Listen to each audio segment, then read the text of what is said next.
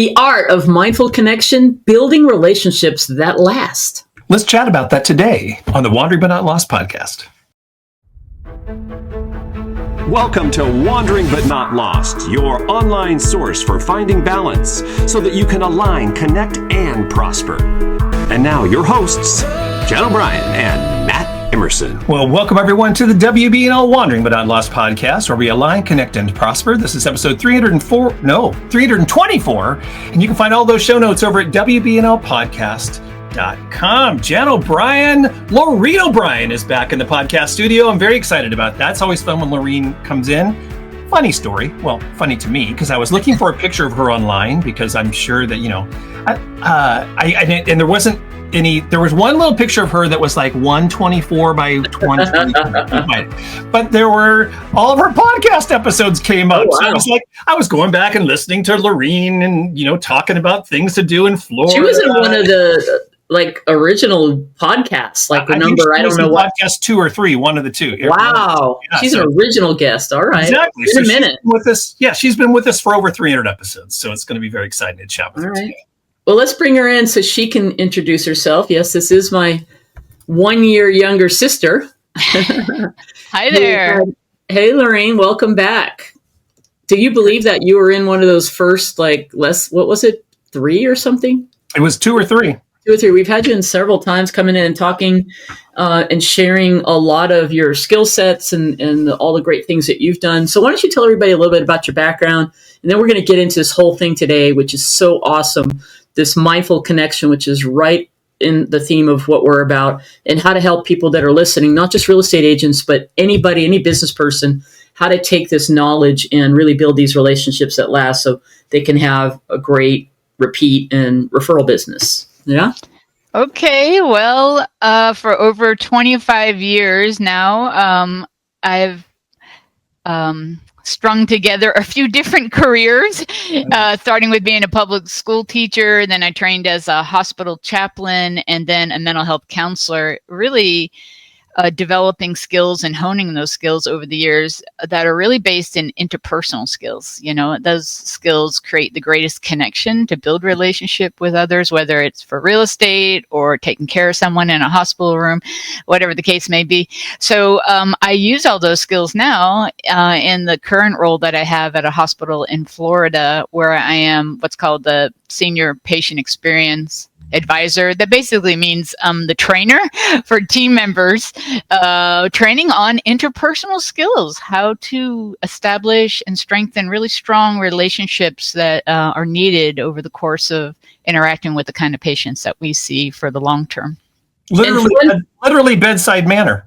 Actually, it is. Yeah. And coming back full circle from being a teacher, and now you're in that. You've always been teaching. But here's a fun fact, everybody, and our real estate listeners. Loreen, probably her least favorite career. I convinced her to move out to Las Vegas, where she did have a real estate license and became a manager, and then actually sold high rises. Right. So you've got real estate experience. You can relate to all our real estate listeners, right? Yeah, absolutely. What I learned in that short 3 years was that the same kind of things matter, like establishing relationships. Yes, people need to see you as competent, that you know your stuff, but they also need to know if you care, and are you connecting with them as a person, not just some kind of transaction for you. So I think the people that are most successful in real estate bring those kind of skill sets to what they do and reframe what it is you're doing with someone who's looking for a home, right? Okay. Well, why don't you dive in and just share with the key things and some of the things that you're really teaching when it comes to what you do currently with, basically you're working with all the employees, right, in a hospital that come in. At all levels, from front desk check-in people to surgeons, like everyone who interacts with our patients and their families. And I train on the culture at our place. So our culture is to have connection and compassionate care. That's really the two phrases that define what our culture is like there. So, what I think, to jump into this, I would say is, this is both my own training, but this is founded in best practices and in research, that people, no matter what setting you're in, and that you're taking them through an experience, or you're helping them through an experience, whatever that is, they want it to feel relational and not transactional. So that is going to take interpersonal skills done mindfully and intentionally. That's how you bring this about. So I would, if it's okay, like to jump into a couple skills that I think are essential to get on the right foot with someone right away when you first meet with them. And that is about intentionally making a great first impression, so I'll get into that in a second, but to establish rapport right away, let me just back up and say that, are you intentional about establishing rapport immediately when you meet someone? Establish rapport. And now there's some things I would cover in first impressions. One of them, how do you establish rapport? I want to tell you about that, what we train on. And then after that initial establishing rapport, there's further things you can do that strengthen the relationship. And they're around skills that add more trust to the relationship. So if I want to back up and let's go with, if you want to be someone who starts off on the right foot with someone to build a relationship, are you paying attention to the first moments and establishing rapport with them? Let's just go there. So what does that look like? The biggest piece is the first impression they get of you.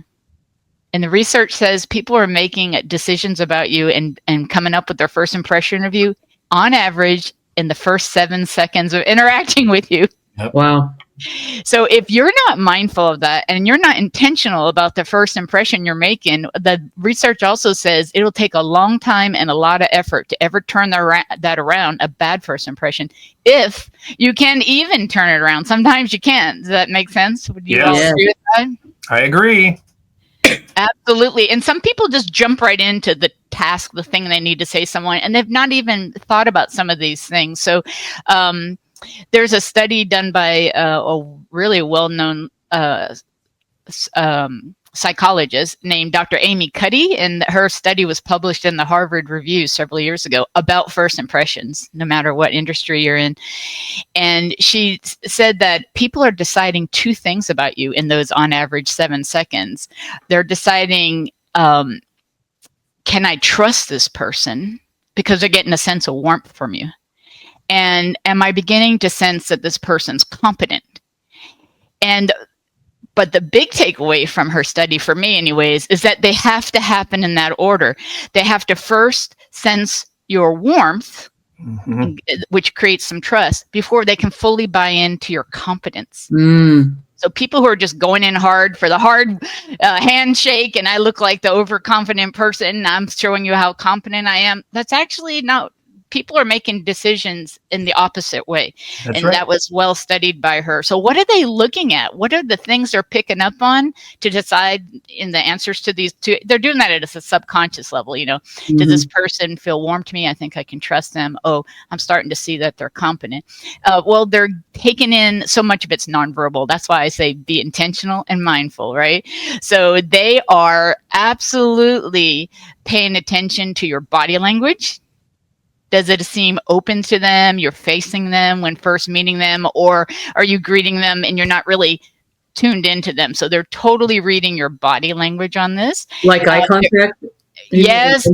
Part of the positive body language would be eye contact, a smile, not greeting them, offering a greeting, a warm greeting where you use their name. Use their name. And if you don't know who's with them, find out who are those people with them too. Oh, hi, Matt. It's so great to meet you in person. And who do you have here with you today? Please don't assume who that is with them. Ask them who it is, because that will be hard to step out of if you made an assumption who's with them. If you don't know who's with them, ask, oh, and who do I have the pleasure of meeting with you today that's out here with us? So all that initial stuff, but body language is a huge one. But next is your tone of voice. So much is and if you're first meeting someone on the phone, almost everything is about your tone of voice because they can't see your body language and some other things, right? So tone of voice is important, she said from her study. And I like the last two. Do you appear welcoming and approachable? Do you peer approachable and welcoming? Like, are they picking up on that from you? And also your mannerisms. Are you paying attention to what you're doing when first meeting someone? Because it signals to that person if you're truly focused on them or if you're actually kind of distracted. So if you're kind of saying hi, but you're gathering your stuff and you're also answering a text, and that first impression is like, yeah, this person's not really totally focused on me. And is that what this is going to be like? Right. And the last thing is appropriate professional dress. That's really the one that goes into like, are they competent? They're starting to see some of that from just how you show up in the role that you have. So first impressions, really all that stuff it's pretty shocking because a lot of it's nonverbal stuff. And if you're not tuned into it, believe me, the other person is going to be tuned into it. So what are y'all's thoughts about that so far? That's totally spot on, right? But I think the interesting thing that you're saying is it's all about awareness. So if people are hearing what you're saying right now, how do they become aware of that? Yeah. Like, how would you show somebody, like if you were observing an interaction, how would you coach them and then how would you help them start to get better at that? Better. I would observe them and then ask them how they think they did. What do they think their strengths are? The things we talked about, what are they kind of nailing well? And did they feel like, how did you do on this particular thing? Like I didn't mention an introduction, of course, all this nonverbal stuff's going on, but you need to give them that warm greeting, username. And did you do a good introduction? A good introduction is always your name, your role, what it is we're going to be doing together today, no matter what. Where you work, what you do. So all these things make connection with people. So if I was coaching someone around this before, if they could I would get them to think about it as not just a checklist of things to do. It's not a checklist. Yeah. Like think about why this is so important. It's the message that it's sending to the other person. Like, the message it sends to the other person is, I have someone who's going to listen to me, stay connected with me, who's probably going to listen to me, seems to care about the process I'm about to go through. And I'm already starting to sense that they have some competence. That is the motivation. Like that is establishing rapport. I worked in hospitals for a few years as a chaplain, and might be going into the room where someone's on life support, or it's and the family is going to remove life support, or the patient is very sick in another room. As soon as I walk in the door, I'm intentionally thinking about establishing rapport with that patient and the family. They are totally making decisions about me as soon as the door opened before I ever opened my mouth. So one of the skills I learned is to quickly establish rapport with people.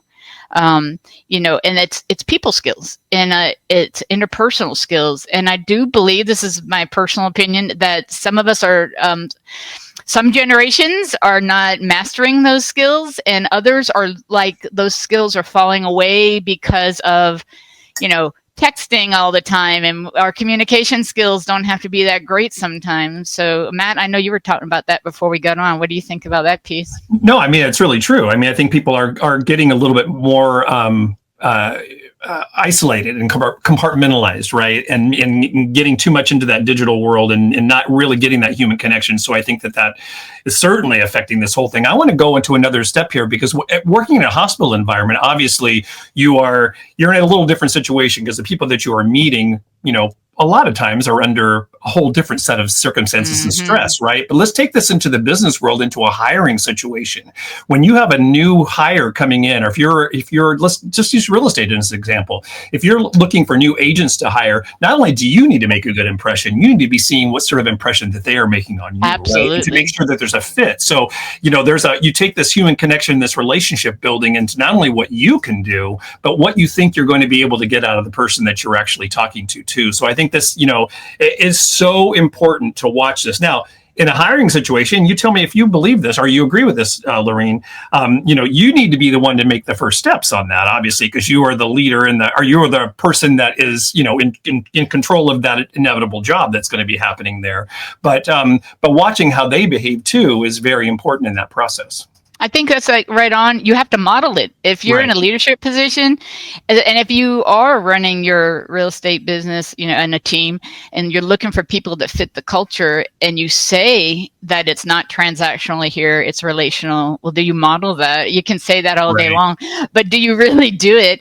So I think you have to, one of the key things to pulling this off, what we've said, is if you don't have to, I think you have to learn how to be in the present moment, practice presence, and you have to be someone who does self-reflection. If you're someone who has a hard time reflecting on their own behaviors and the role they play in things, it will be hard for you to do this stuff. So I think you have to have both of those things: personal insight, willingness to look at yourself, and work at, because all this stuff happens in the present moment with people. The quality of your presence allows you to do these things almost naturally because when you're super present. I think the key takeaway that I loved in giving that advice for people who are not naturally doing this is to, before they go in, like to meet a client, an initial consultation, let's say, is to stop, get themselves in the present moment, which a good way to do that is a couple deep breaths, mindful breaths, and do what you said, which was, let me go in. I'm going in intentionally to make a connection and be with these folks. And not be distracted by all these other, I just came from this meeting, and clear the mind, go in and just go in. Before you go in, set the intention. That's what I heard you say, and that is like great advice. It's probably the only way to do it. Otherwise, you get swept up, like whether in the hospital setting, there's a whole list of people to see, there's notes to do. In the business world and real estate, there's endless things to do. I know all those tasks. And there's tons of things pulling you away from the present moment. So like what I do, now I don't visit patients anymore, but even though I have many demands on myself, I just imagine putting on a shelf all the other things that, like an imaginary shelf things that need my attention, but I'll pick it back up when I'm done with this thing that I'm doing right now. And I even teach on that, like for people, before you walk in that room with the patient, I know you have all these other things, but the best feedback we get from patients is when they say, that person gave me unhurried attention. I felt like their only patient of the day. Well, in actuality, that is not the reality of the team member's situation, but they created something that felt like that for the person. But it was the quality of their attention and presence.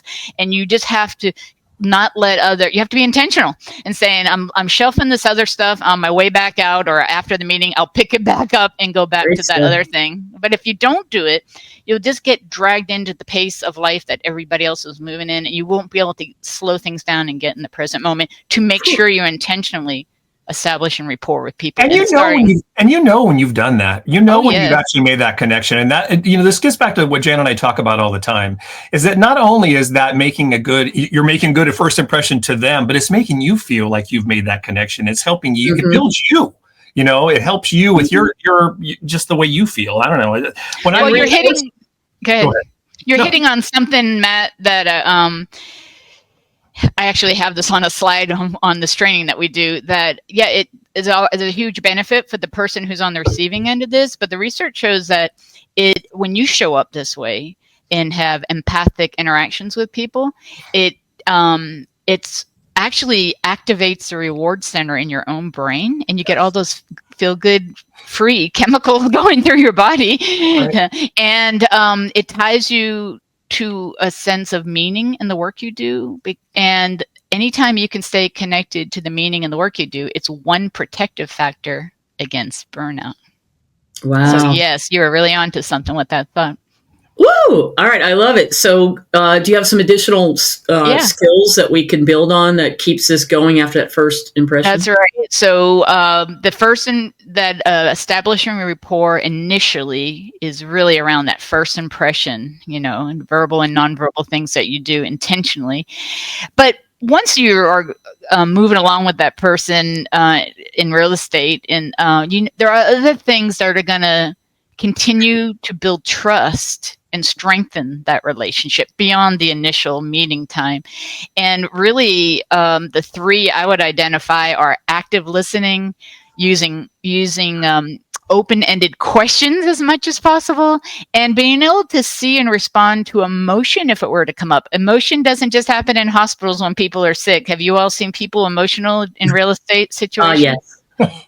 Every day. So active listening is the big one. I don't think people really get trained in that, honestly. Some people might do it naturally. That's for sure. But it's not just hearing people. It's not even just listening. It's focused, careful, skillful listening. It's active because of the way you're intentionally listening to pick up important things that people are saying. And the other reason it's called active is you really want to let the other person know you just heard what they said. So it has a speaking role in it for you.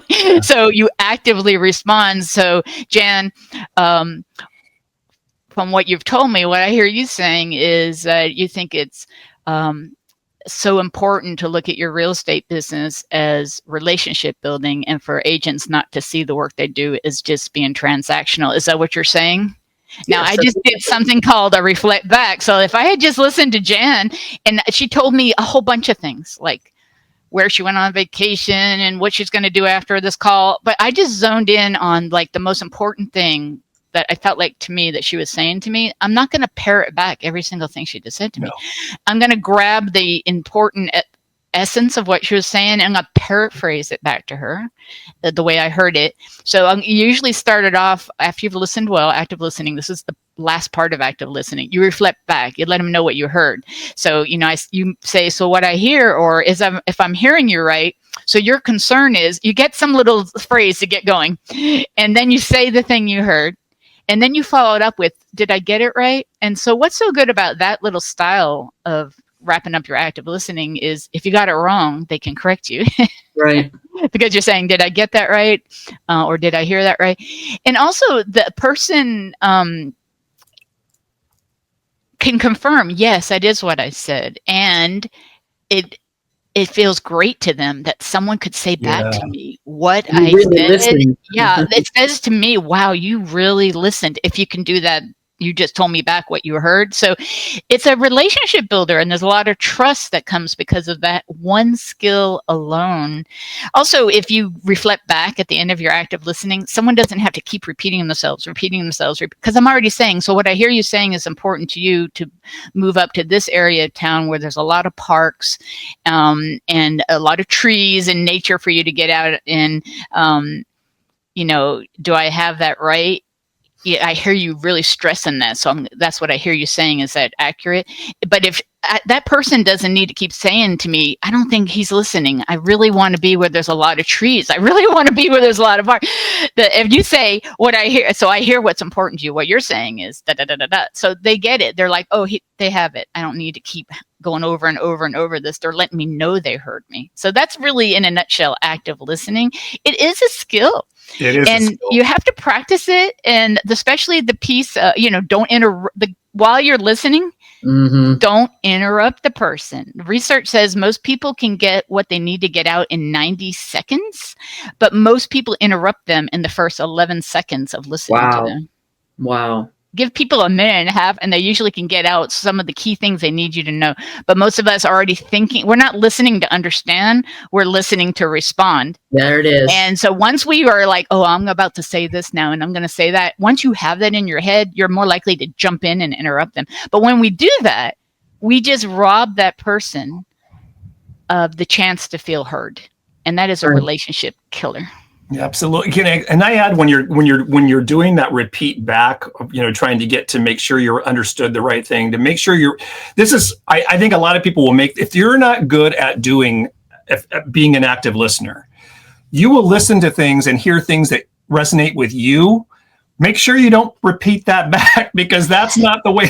You need to be listening to what's important to them. That's what's important to you. That's huge. What's important to them. I'm going to tell you how I learned about active listening when I was getting my master's in mental health counseling. And I had this psychologist as a professor for a couple of my classes. So he was teaching active listening. And I still use this when I'm teaching active listening to people. He said, listen, when you're speaking to someone, whether it's in counseling or any setting, especially when there's a lot of stress, they're worried, there's going to be a lot of stuff people say. Yeah. So how are you going to pick out like the most important things to reflect back to them, right? So he said, imagine when you're listening to someone, you have a spaghetti colander in your brain. So right now, imagine you have a spaghetti. I don't know, Matt, is yours plastic or metal in your brain? Yeah, mine's metal. I went with metal. Jan, you got a plastic I have one? metal. I have metal. Okay, also. so I like the metal one because you're going to be able to hear when things land in it. So as you're listening to someone, you hear everything they're saying. This is how he taught it. Oh, and my dog is 15, and my medicine prescriptions for my husband just went up. Oh, okay, you heard them, but it's not. It can go through the holes in the colander. That's good. What you want to have hit in your calendar is what's the important information they're trying to get to you and how do they feel about it. You're really trying to get the specific important information that they're trying to share with you. And if you can get a sense of what they feel, those two things should be like ding, ding, boom, boom in your calendar, because those are the two things you want to put in your reflect back. So, Matt, what you're saying then is, you're feeling really anxious about this whole home purchase. It's the most money you've ever spent in your life. And you don't know if you're making the right decisions, and how will you know if you're making the right decision when you go for this house? Is that what you're saying to me? So if I heard those two things, he's feeling anxious. And if someone keeps saying, I feel anxious, it's stressing me out, I'm anxious, it's pretty safe to use that word. Mm-hmm. I hear you're feeling, but if you're not sure how they're feeling, skip telling them how they feel. Because if you get that wrong, like, oh, I hear you're frustrated. Oh, I'm not frustrated. I'm furious. You could get it wrong. Right. So if you're not real skilled in this, forget about reflecting back the emotion to them. Just reflect back the thing you heard. I hear, what a monumental task this feels like to you. Or you're wondering, are you making the right decision or not? That's what you're saying is going on in your mind. Is that right? So, but that's because it landed in my calendar, and I'm not saying, and by the way, your husband's prescriptions went up and you said your dog's 18. No, that's all interesting and you won't forget it, but you don't need that information to let him know you heard them well. Yeah, probably the first thing, this is a great backyard for your dog is not the way to go. Who has arthritis and can't walk, but it's a nice grassy yard. But it's important to know that, because you really do need to listen for the things, because if you say that, you're right, because if you go the wrong way, you have kind of you put a chink in the chain in the process there, and it's harder to recover. I mean, everything that someone shares is potentially important to them, of course, but for the thing that you're trying to help them with, like you want to know those important things about their life. Like if I'm buying a house, I'm going to tell you what I value. Like I need nature. I need access to nature. I do need the yard for the pets. So those things I'm going to share with you. And I hope you're capturing them and letting me know that you heard that. Yeah, it's write it down, and then at the closing, give them a dog bone. So there you go. All right, so great. Active listening is the big one. But also, I have to say this is, I think we don't pay attention. Now, I'm super mindful of doing this other skill, which is ask open-ended questions. But I used to not do that. I had to learn this. But like if you explain several things to your client, first of all, don't overwhelm them. Break it into chunks and cover. That's something else we train on. But don't give them 30 minutes of information and then ask if they have questions. Break it into manageable chunks. But if you have to ask somebody, like if I just covered how the escrow process is going to work, if I just say, do you have any questions? There's research. That's a closed question. Do you have any questions? Yeah. That means they're going to say yes or no, usually. And most people of certain cultures and ages will say no to that. It depends on the situation. But because they don't want to look foolish, like I didn't get a word of that, would you repeat it all? A lot of people don't want to say that. Also, if they sense you're super busy and you just took a lot of time to explain that, they don't like, Matt, you just spent 30 minutes explaining that. Could you do that all over again? So sometimes you just get a no on that, and then you get all these questions later when they start emailing you. So don't ask a bad question. That's a bad question. Do you have any questions? The better question is, so we just talked about the escrow process. What's the first question you have about escrow? What can I repeat for you about that process? What questions do you have? A lot of them start with what, but not all of them. That's how you know you're asking probably. So what the client is like, oh, wow, we're not done with this conversation. They're waiting for my questions.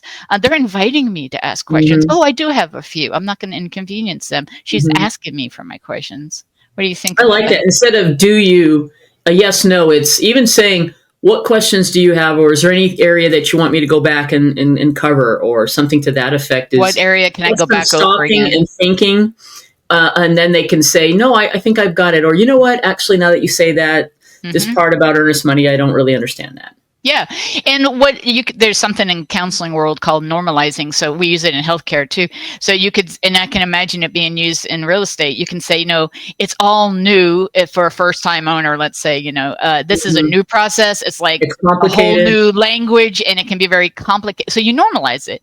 So that's what you're doing. You're saying, so, it's quite normal to need to go over some of this stuff again because it's so new and it's a lot of information. What can I go over for you again? So now that you feel even better about asking you a question. But this is a relationship builder. These are communication skills that really establish further trust in that initial rapport, first impression stuff. This is so good. We just did this with a person we met in a new client we met in person, and I could tell it was overwhelming. And so I always will say, we're going to go through these steps because you have questions and you've asked us some things. We're going to go through a lot of steps, but I want to let you know we're going to go through this again and again. So please stop and ask questions as we go along.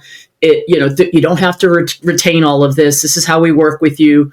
There's a lot here. It's especially for first-time home buyers, but not just that. Anybody who is coming from another place or hasn't bought a home in a while, it's different in different states. And so we set it up like that to say, there's a lot of steps here. Is it too much now? Do you want us to continue on? Because we can come back to that. And let's get out and start looking at some houses, that kind of thing. And you know what? It's interesting because not only does it build a relationship or helps to strengthen the relationship, right at the very beginning, but it also helps you because you're getting questions answered that you're going to have to not answer down the line. So, this is one of those, this is a skill that is so important to learn because it helps everybody in the process. That's a really good point because if you move forward and they're misinformed or misunderstood something, it's gonna hurt you. Now you might have to do a lot more work to undo something and they were thinking about it, and that they might even be frustrated because they went forward with a misunderstanding. So it's better to, and people sometimes forget when they're under stress, like in healthcare, patients are stressed, but when buying a home and going through or selling a home it gets stressful. And when people are stressed, the research shows, when stress is high, comprehension is low. It's really hard to retain a large amount of information that's being shared with you. So really on the front part, before you get to asking questions, try to break. If you know you want to cover 3 things with them, there's a practice in the United Kingdom called chunk and check. Chunk and check. First of all, it's fun to say chunk and check. Go ahead, Matt. You want to say it. I do kind of want to say it, chunk and check. Do it. Chunk and check. It just makes you want to smile. So it's in the United Kingdom National Health Service, and that is a best practice. And it's to break things into manageable chunks. So if I know I'm going to cover 3 things with them, I'm going to go over the net sheet with them. I'm going to go over the escrow process, and I'm going to go over, the forms. I don't know. I'm trying to remember this. Okay. So I go over this net sheet. This is what it's for. Let me explain it all, blah, blah, blah, blah. And I don't move to the next thing like all the other forms until I say, so I gave him one manageable chunk, the net sheet. What questions do you have about the net sheet? What can I go over again here? Before you go on to something else, because if I do the net sheet, all the other 150 forms, and I want to talk to you about escrow, that is what's too much information, especially when people are nervous, stressed, and they can't hold on to all that. They won't even remember. If you wait for 30 minutes and say, what questions do you have? If they had a question from 30 minutes ago about that net sheet, they probably already forgot what it was. Because if people are in a stressed state, which a lot of stress happens in these big transactions. So, and when you break it into a chunk and check, so that's why it's check. So you explain your chunk and then you check with an open-ended question about that one thing. So what questions do you have about this net sheet? And then you move to your next chunk. What do you think about chunk and check? I'm writing that down. Yeah, that's how people appreciate that you do it that way. It shows that you understand how hard it is to capture all this. And so you're going to communicate with them in a caring way. And that builds trust in relationship. Very good. Wow. Love it. That's really I just have one more thing. It just depends on if you have time for it. Yeah. It's kind of an unusual thing to talk about, but and that would be being able to see and respond to emotional moments when they happen. They absolutely happen in healthcare, but they happen in real estate too, right? What might be an example when someone's just emotionally overwhelmed, Jan? When things are complicated, like for example, something that happened recently is the overwhelm of not knowing when they're going to close, and then they got to like set up their movers, and something happened that now they have to rearrange everything, and so it's just like there's just so many moving parts, and they're super stressed out. Yeah, and it just seems like it's all too much, and like forget the whole thing. I'm just not going to work, and it's hard to cope with all that. First of all, I remember my days as a realtor. So I always tell myself as a realtor that I'm getting paid a commission to handle these situations and problems that come up. And don't be surprised when they do come up. Like, why are you surprised? Like only, a couple out of 10 are going to go perfectly smooth without a problem. Correct. So set your own expectation that you're getting paid this commission to handle these problems, not just do the task list and the checklist of things you get paperwork. They're going to count on you. By the way, if you have established rapport and built trust with your clients, their family members, and then there is something that comes up, a problem, a challenge to get around to close on their home.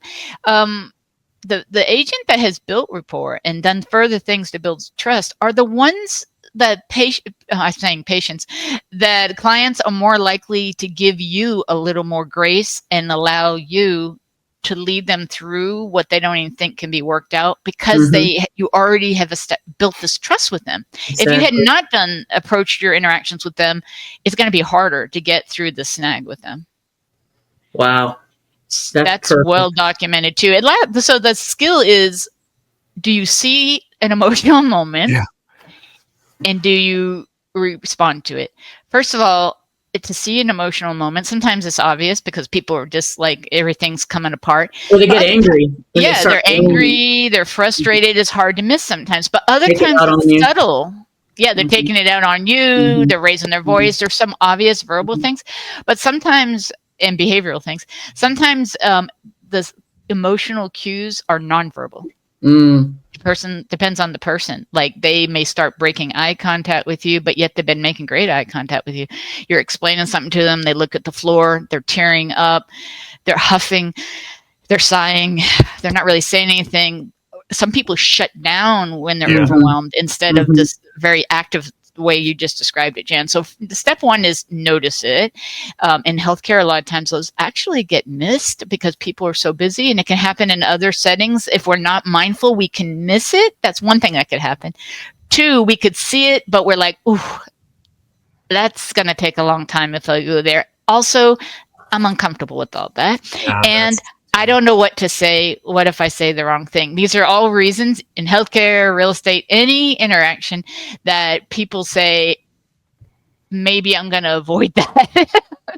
But it's best not to. It's so the technique, the way to handle this is first pause. What that does, and I'm saying just 5 to 7 seconds pause. Yeah.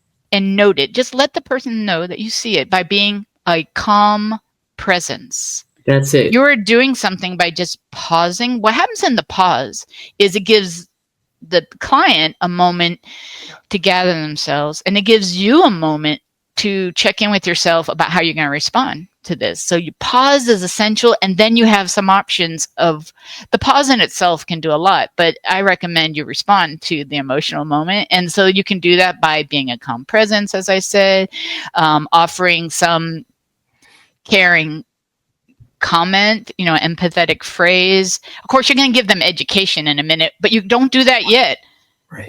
They will not hear that education part about, well, this is what I'm going to do to take care of it. Okay, you're going to get to that stuff. But if you want them to really hear that stuff, it's best to address the emotion for a minute. So try to hold off on the going cognitive with them. They're not really in a cognitive state at that second. So just take a second. You see it, pause. You probably want to do a nice belly breath yourself or two right there, because it'll help you not feel reactive. That's really true. You know that, Jan and Matt, that's really based in science. Take those deep belly breaths yourself and decide, if you know the person, and you can do reassuring touch when people need it, if they're really, but you have to know them and know they're comfortable with that. Offer kind words like, this is a lot, isn't it? This has several twists and turns, doesn't it? And I can see why this is overwhelming. That's an empathy statement. You just say, I hear you. I hear you. Yep. The shorter, the better. You don't have to have the best sentences, but if you're going to say something, it would be like, it's a lot, isn't it? It is very frustrating. Validate it. All I'm doing is validating it. It is a lot. And it does seem insurmountable, doesn't it? It makes sense why you're frustrated. And then people can come back on board because you did that. Now you do what you're going to say, Jan, is, okay, these are the three things I think are important that we take action on to get around this hurdle that has just been thrown in front of our closing. And now you're going to be able to have them just get back into their thinking mind. But the big takeaway from that is that they're going to appreciate that you saw them suffering in that moment, and that you didn't have to be a psychologist. You don't have to do that. You have to be a human being. Can you just see them in the human moment, and you're showing up as a human, and even if you're not sure what to say. And the way to get better at this is get comfortable with discomfort. My first week of being a chaplain, I could not walk in a patient's room that had breast cancer. She was dying from breast cancer because I also had breast cancer. I had to get someone else to go. I could not get myself into that room. It was too uncomfortable for me. So over the years, I've learned how to be able to hold space and get comfortable with other people's discomfort or my own discomfort. And it's okay. And just be present with people. Let them know you see and hear them. And they're going to appreciate it, even if you don't have the most beautiful thing to say in that moment. The quality of your presence and your compassion in that moment goes a long way. That's great. Loreen, when are you writing steroids? Sorry, when are you writing the book on all this? Because that was quite brilliant. It was very good. Great. I mean, we've talked on some of these topics, but not to the depth and the insight and a whole nother level that you just shared with everybody. I mean, I personally learned some things and reaffirmed some things and will be more intentional in my interactions. I feel like I've done a lot of that, but man, I just learned some things, and I've been knowing you all my life. So there you go. Oh boy. Thank you for that. It was great. I'm not joking. Great. Time to start putting that into something, sister. We'll have to talk about that. We'll get a little help with ChatGPT. Well, thanks for letting me come here and talk about this stuff. I think it's important in so many settings, and we have lots of opportunities to practice all these skills. Just focus on just practice using them with our friends and family. That's right. Probably the most important thing, right? Honestly. Brilliant. Yeah. Thanks for taking the time. I know how busy you are. We really appreciate you coming in at episode 324 and sharing some things that are just important for any person, let alone a business owner. So there you go. Yeah, one of my favorite. Loreen O'Brien is one of my favorite guests. I know, right? It's awesome. Thanks so much.